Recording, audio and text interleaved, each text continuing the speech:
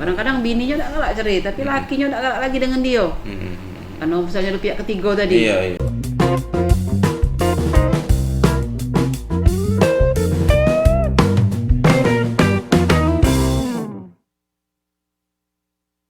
Halo Mang CBC, apa kabar?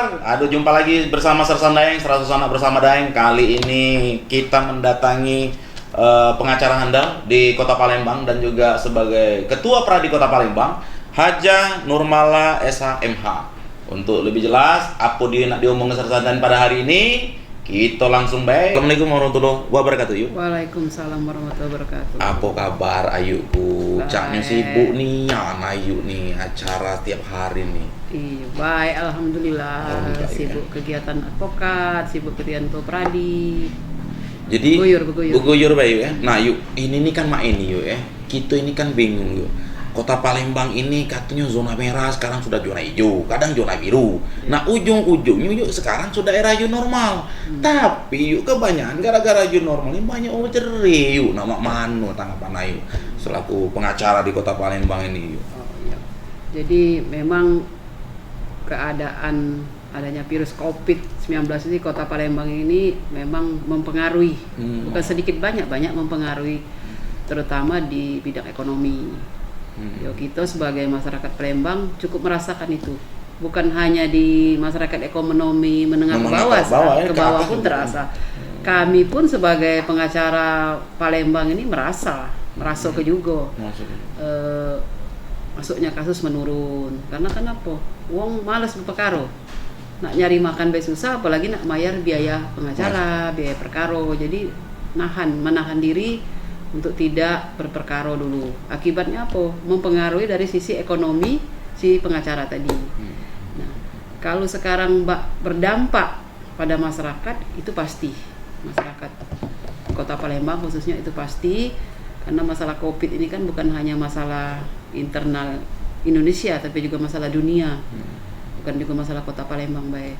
Jadi memang banyak sekali dampaknya, terutama masalah perceraian pun berpengaruh ya, karena secara ekonomi salah satu mempengaruhi, faktor ekonomi juga mempengaruhi proses terjadinya perceraian. Misalnya kano buntu, nak dimakan apa, yang betina rutuk-rutuk, yang lanang kano dirutuk dimarah, maku mukul. Nah itu kadang-kadang membuat salah satu faktor kenapa terjadi perceraian. Tidak zaman COVID pun terjadi seperti itu ya. Apalagi zaman COVID. Buntu, kepala sumpek di rumah bae, tidak boleh keluar kan. Kita ini kan social distancing, tidak boleh keluar. Yo tambah tidak keluar. Tambah tidak kati duit. Di rumah makan terus kan. Kenapa banyak tambah gemuk badan? Karena makan terus di rumah. Sementara mencari nafkah harus di luar kan. Nah itu pengaruhnya pasti ada. Dan yakin pasti ada itu.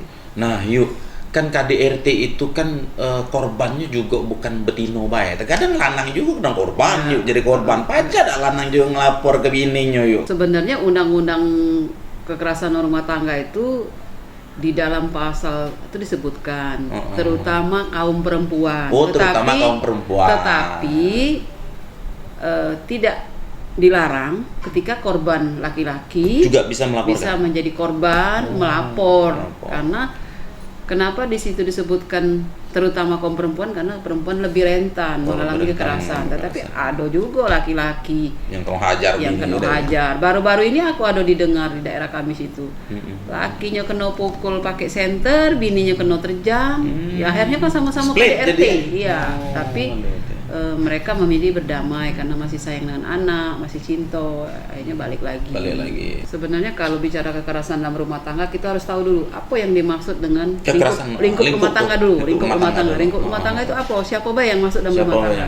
Pertama suami, istri, anak, orang yang bekerja di lingkungan kita, katakanlah pembantu atau sepupu yang ada tinggal di rumah. Kemudian orang-orang yang ada hubungan dan perkawinan di dalam lingkup rumah tangga. Nah, kemudian apa saja kekerasan yang dimaksud kekerasan di dalam Undang-Undang KDRT, Undang-Undang 23 2004 ini? Kekerasan itu kan tidak hanya kekerasan fisik, psikis. Kemudian kekerasan ekonomi itu penelantaran istri misalnya, penelantaran anak. Meninggalkan anak, tidak memberi nafkah berbulan-bulan, itu bagian dari kekerasan terhadap kekerasan ekonomi yang kalau di ini kan dalam undang-undang itu penelantaran istri atau penelantaran anak, tidak memberikan nafkah, itu bagian dari penelantaran. Fisik bisa dilihat secara kasat mata, tapi yang lebih ini lagi ketika korban mengalami kekerasan psikis. Kalau kekerasan fisik pasti juga kekerasan psikis. Nah, tapi para penegak hukum jarang sekali menerapkan kekerasan psikis. Nah, padahal apabila terjadi kekerasan fisik pasti berpotensi juga korban akan mengalami psikis. Kalau dulu kan pakai apa? KUHP. Iya, pakai KUHP. Kalau ada bini mukul lakinya mukul bini pakai 351. Kalau menyebabkan mati 351 ayat 3 atau pasal 338 pembunuhan. Nah, sekarang pemerintah negara kita sudah mengakomodir bagaimana upaya melindungi korban kekerasan dalam rumah tangga, khususnya perempuan di undang-undang itu.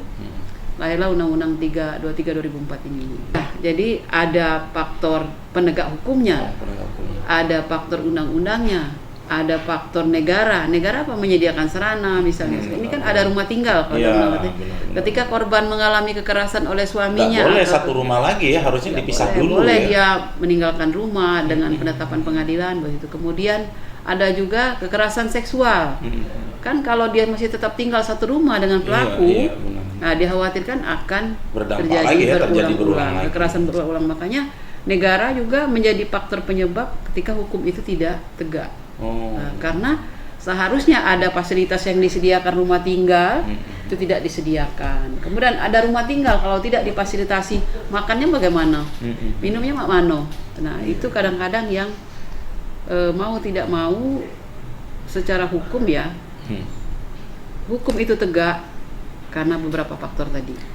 Dan sebagus apapun hukum, kalau penegak hukumnya masih SDM-nya masih tidak bersikap objektif, tidak berempati kepada korban, integritas yang tinggi, tetap saja seperti itu ya. Oke, yuk. Jadi kalau kita berbicara masalah hukum yang Ayu maksudkan tadi, harus ada 3 yang harus difokuskan ya. Yang pertama itu adalah kehadiran negara dalam melakukan upaya-upaya meningkatkan sarana dan prasarana tadi. Yang kedua itu adalah aparat penegak hukumnya juga harus punya integritas yang tinggi. Yang ketiga itu ya undang-undangnya undang-undangnya yang sudah ada ya kan, harus diterapkan sebagaimana yang sudah diatur oleh pasal-pasal yang ada di undang-undang ya.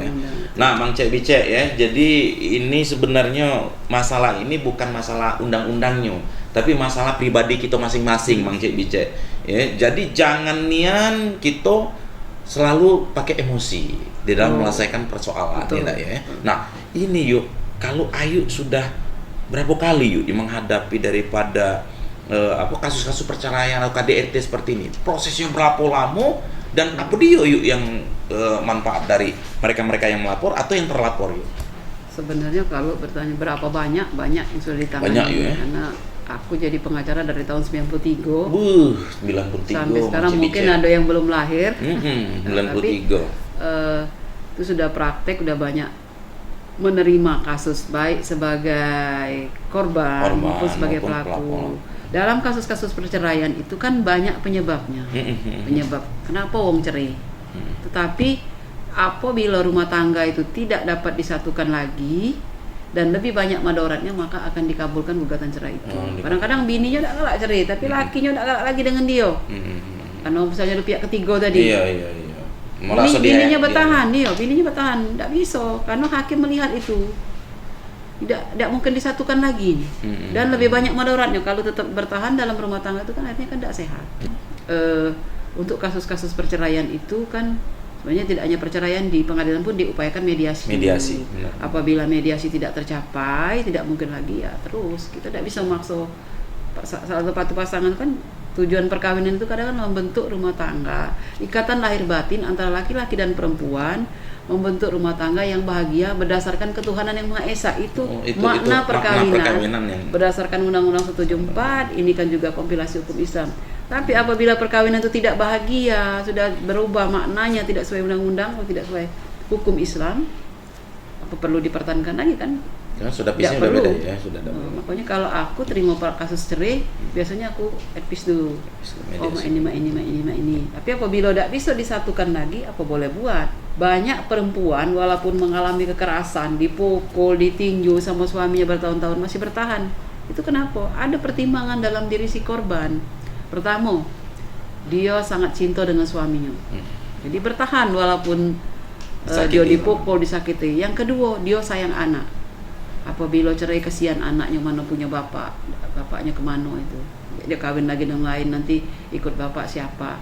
Yang ketiga, faktor ketergantungan ekonomi. Tergantungan ekonomi itu membuat perempuan bertahan. Kaget kalau aku cerai, siapa nak nganjuk aku makan? Aku tidak begawe deh. Apalagi perempuannya itu hanya ibu rumah tangga. Kadang-kadang tidak hanya ibu rumah tangga, karena kekerasan itu terjadi tidak hanya di masyarakat ekonomi ke bawah, bahkan ekonomi menengah ke atas, bahkan pejabat pun, istri-istri pejabat, artis ya, banyak seperti itu. Nah, kemudian selain faktor cinta, sayang anak, kemudian cinta suami, ada faktor lagi yang membuat perempuan bertahan. Apa? Karena dianggap perceraian itu adalah aib. Nah, padahal itu tidak sih. Apabila rumah tangga itu tidak dimungkinkan lagi untuk bersatu dan lebih banyak madaratnya, perceraian itu sah, tapi dibenci Allah. Selagi masih bisa satukan. Tapi kalau tidak bisa, apa boleh buat? Jadi, Mang Cik Bicek ya, yang janda-janda tetap semangat. Kata Ayu, bukannya aib itu ya, tidak apa-apa, santai baik. Kalau ada jodoh, pasti kawin lagi. Kira-kira mah itu yuk Nah, yuk mungkin di era normal ini yuk Ayu tadi sudah ngomong banyak terjadi hal-hal di masyarakat ya, terutama perceraian yuk. Mungkin harapan Ayu, mungkin penyampaian Ayu lah kepada Mang Cik Bicek gitu ini, wong dulur-dulur kita galau ini, mungkin dia tidak tahu apa yang nak digawe ini. Laki tidak boleh begawi, ya kan? Tidak boleh keluar rumah, tidak makan, tidak begawi. Nah, jadi kira-kira mungkin Ayu bisa ada solusi yang untuk Mang Cik Bicek. Kita dengar dulu Mang Cik Bicek. Saran aku, tetaplah bekerja seperti biasa, tetapi dengan menggunakan standar kesehatan ya.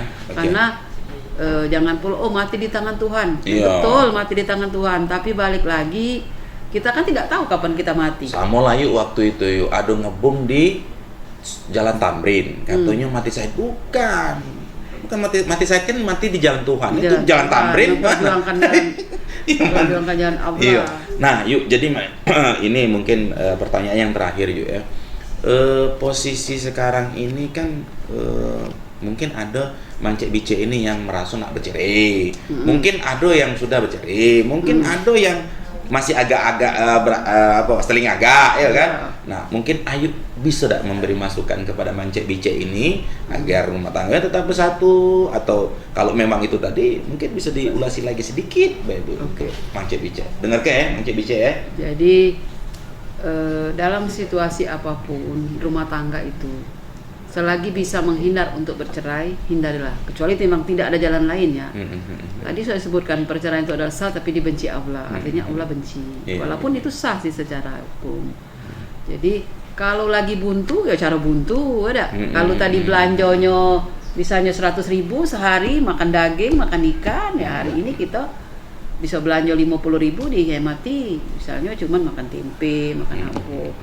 Terus belajar sabar juga sih, sabar. Karena hidup ini buat aku ikhlas, sabar itu adalah kunci utama. Sabar kunci utama sih. Memang ikhlas itu sulit diterapkan, tetapi balik lagi kalau kita berusaha bahwa ini semuanya kehendak Allah. Covid ini kehendak Allah. Kita buntu kehendak Allah. Kita dapat duit kehendak Allah. Semua persetujuan Allah. Jadi ikhlas, sabar, dan tetap berusaha, berdoa. Itu yang paling penting.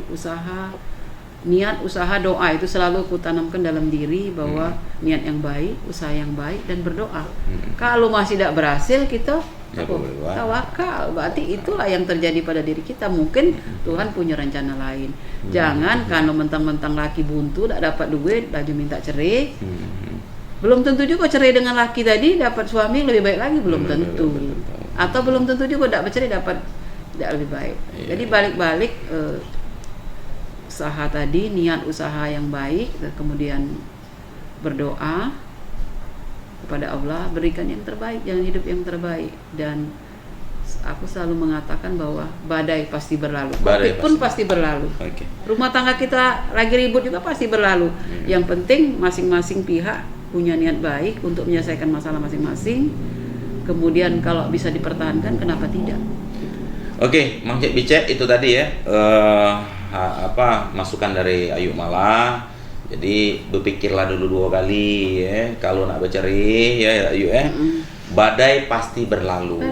Kalaupun memang itu sudah ditakdirkan, itu sudah keputusan Tuhan. Tapi paling tidak kita berusaha ya. Jangan sampai berpisah, kasihan budak. Benar tak kira-kira?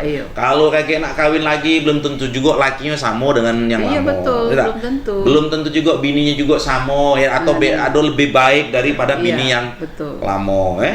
Jadi itu tadi ya pesan-pesan, pokoknya tetap semangat, pantengin terus ya Sersan Daeng, pasti dalam ada narasumber yang selalu berbeda. Ayu, terima kasih banyak yuk waktu dan kesempatannya. Mudah-mudahan apa yang Ayu sampaikan tadi bisa bermanfaat baik Mang Cek Bicek kita. Assalamualaikum warahmatullahi wabarakatuh.